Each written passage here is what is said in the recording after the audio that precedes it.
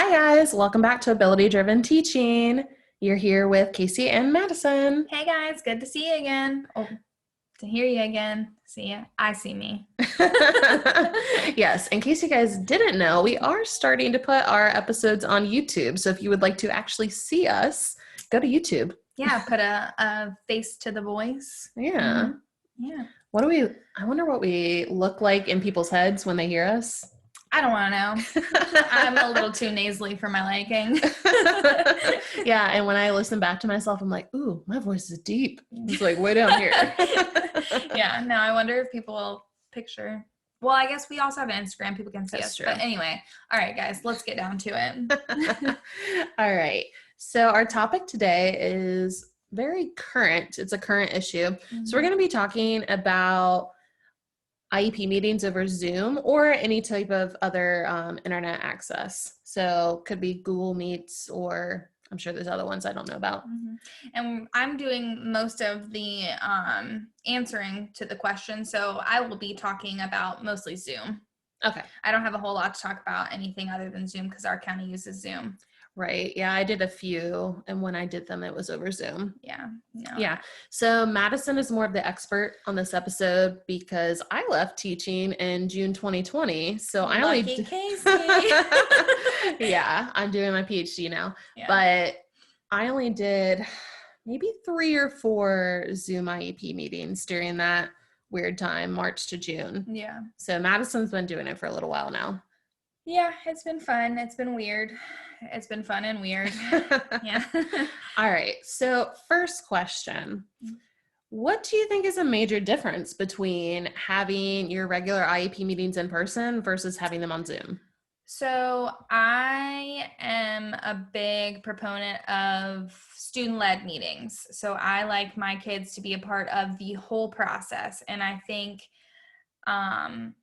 my teacher creative juices have lost me here because it's been really hard to involve my students in their virtual meetings. I've made it happen, and I know that there's other people that have done really great things with student-led meetings virtually, but I feel like that's been the one thing that I feel like we've lost this year.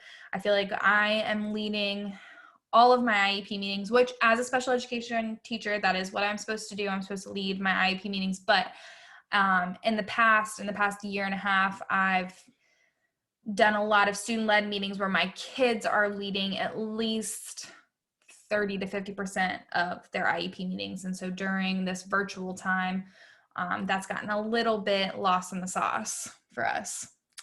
I like that quote. Lost in the sauce. Yeah, there's been a lot of stuff going on, all that sauce, and we got a little lost. But I think that I've found a couple of ways to incorporate it back in. It's still very teacher driven. It's an adult driven meeting, which in the past I've been very big about making it a kid driven meeting because the meeting is all about the kid. So any opportunity that I've had to incorporate their input, their feedback, I do that. And I still try to do that in the virtual setting by talking to them, letting them know their IEP meeting is coming up, letting them know what it looks like. This year I've done pre-recorded videos where the student, when we're in person, we don't have any of our meetings right now, even though we are back hybrid in person. We don't have any meetings with the adults in person. So the parents, it's still all on Zoom. But I have had my kids in person. So I've had the opportunity to film my students presenting parts of their IEP meeting so that I can show that recording during the virtual Zoom meeting, which has been fun. I've been a big advocate for not sharing the actual IEP. Like when you go to share a document in Zoom, a lot of people will go and share the IEP document in Zoom, which is fine and great, but if you're doing everything the right way, the parent and everyone involved should have a copy of the IEP well prior to the meeting. So I don't ever like to read an IEP verbatim because I just feel like it makes everyone feel a little dumb because they've read the meeting or they've read the IEP before the meeting. It's also pretty boring and kind of takes away from the student. Yeah, it's super boring. and definitely takes away from the student when you're just reading a black and white document. So I make PowerPoint presentations, and if you go onto my Teachers Pay Teachers page, you can see I've got a couple of examples up there and some templates that you can purchase on my TPT site. Oh, that's cool. Yeah. Making it easier for the people. That's what I'm trying to do. If it works for me, I like for the people to see. Yeah. And so it's nice because you incorporate pictures and you can put videos throughout.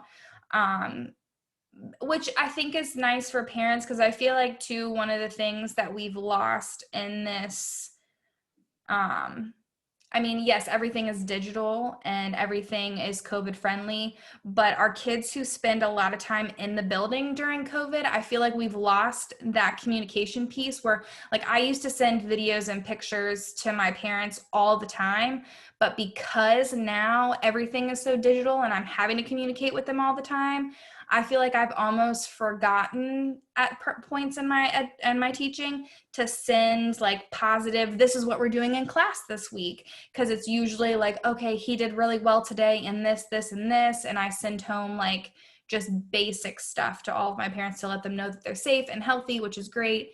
But we don't send like our Friday updates anymore like we used to do, like we're cooking in class and doing this. So the meeting has been an opportunity to show all these positive images and positive videos of the kids throughout their time with me in class.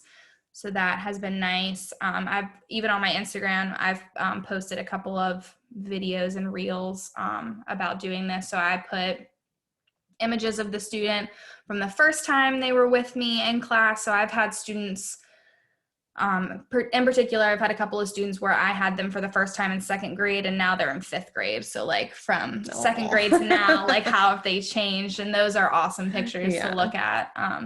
So just having images and stuff throughout the meeting and putting the key points.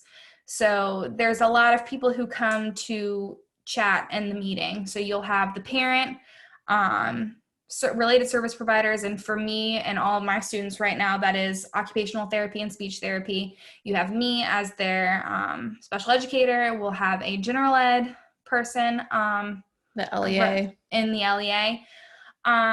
So for the main people involved in the meeting, which for most of our kids right now, it's the related service providers, the special educator, and the parent. Those people have speaking parts in my meetings. Everyone else has the opportunity to speak if they need to, if they have any questions, obviously, and they're there to answer questions from the parent. But usually what I do is I open the meeting with introductions and we introduce the student. And a lot of times, if I have the opportunity to, I have the student film themselves introducing their whole team, which is really nice because it kind of like reminds everybody that yes, we're in a stressful time, we're having to meet on Zoom, this is uncomfortable, but we get to see the kid introduce everyone and just their pride of presenting themselves to their team. So kind of recenters everyone, this is what we're here for. So we have introductions and then we jump into the academic and social emotional part, because I like to take the pressure off everyone else in my meetings and I'll start. So I'll introduce the strengths and needs for academic and social emotional, tie in their goals that are related to those parts, and then make sure parents understand the services provided that help to support those areas of learning. Then I will hand it off. And I usually, right now, my team, I've worked with them for a long time, so I create the entire PowerPoint that goes with this, and they are privy to it beforehand and can ask me questions, add to it if they need to.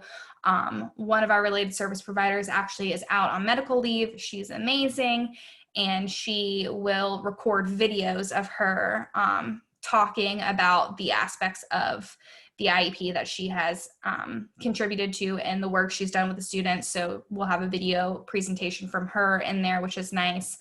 But I'll kind of like move it to them and let them talk. But I have the pictures, because I take pictures all the time of everyone that comes into our classroom. So I'll have pictures of our occupational therapist working with the student. So when I pull that slide up with the OT and fine motor goals, I have pictures of her working with the student up there. So it kind of gives it a more personal feel, and the parent can see real time, essentially, what that person is providing, what it looks like, because from a screen, it is very impersonal. So anything that you can do to provide a little personal touch to it has been, I think, really beneficial for my parents and students alike.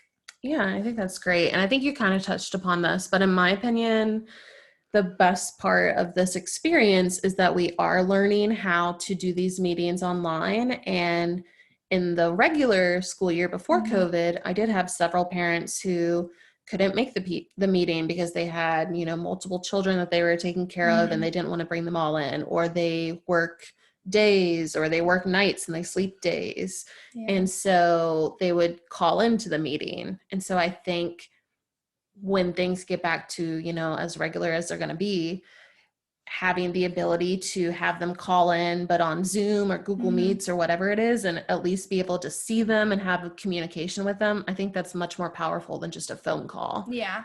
And I think that's going to be one of the positive things that comes from all of this is this will always be an option. There's no way that this is not going to be an option in the future.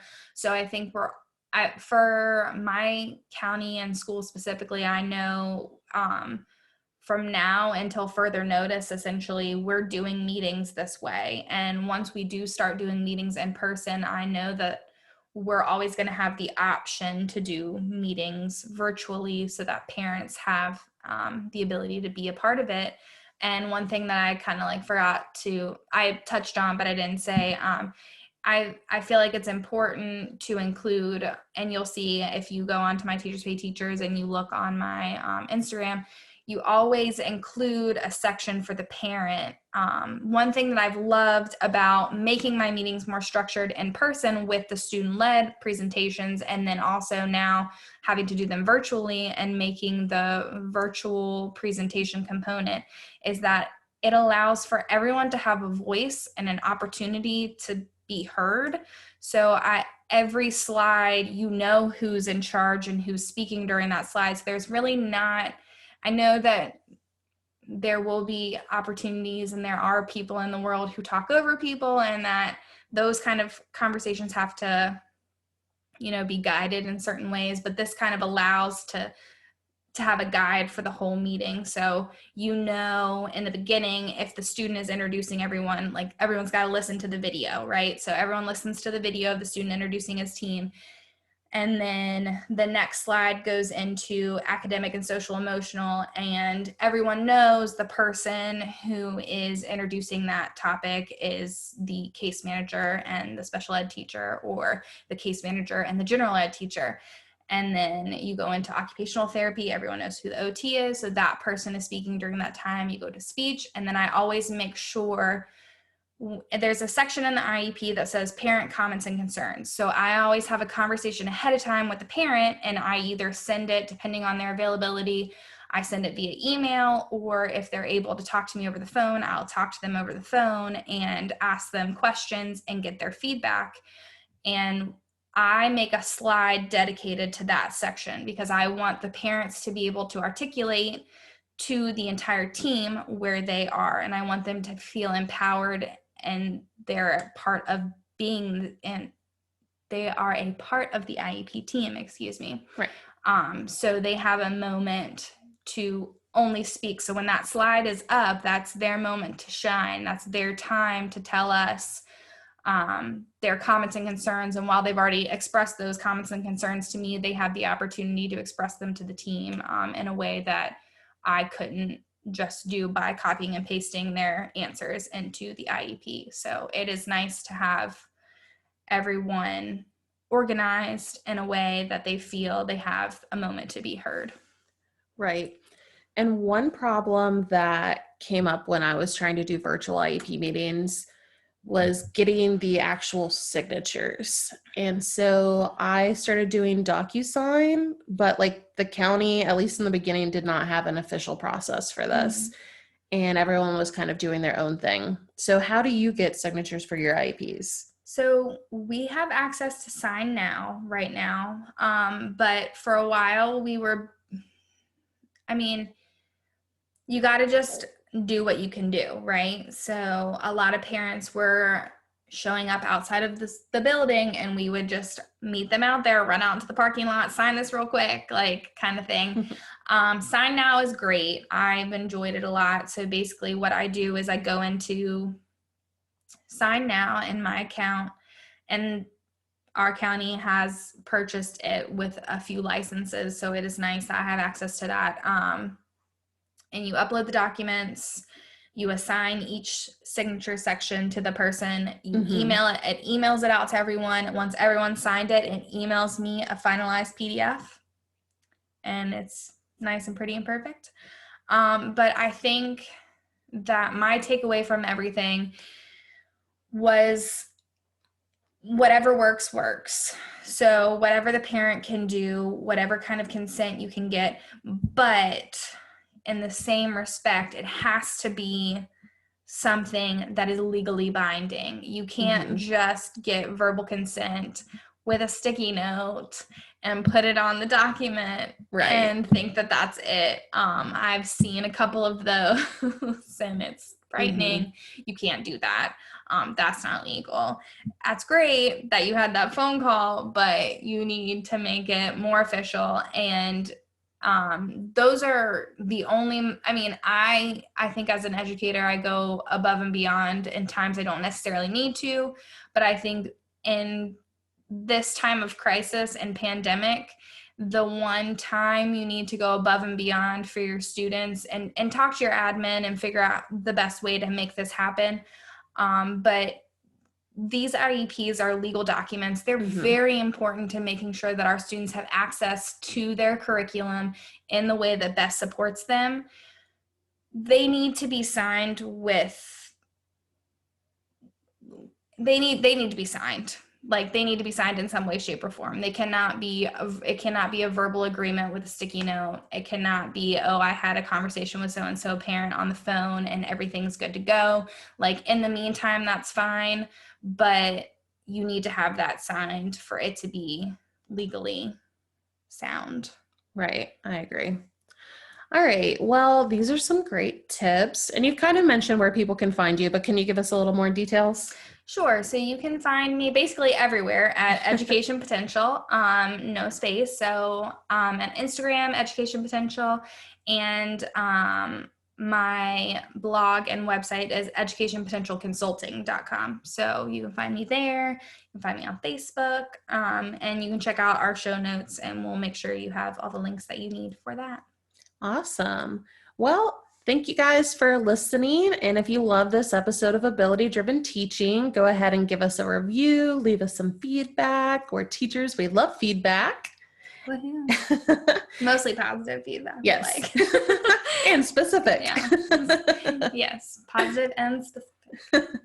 And then you can follow us on Instagram at Ability Driven Teaching. All right, everyone. Take care, and we'll talk to you next week.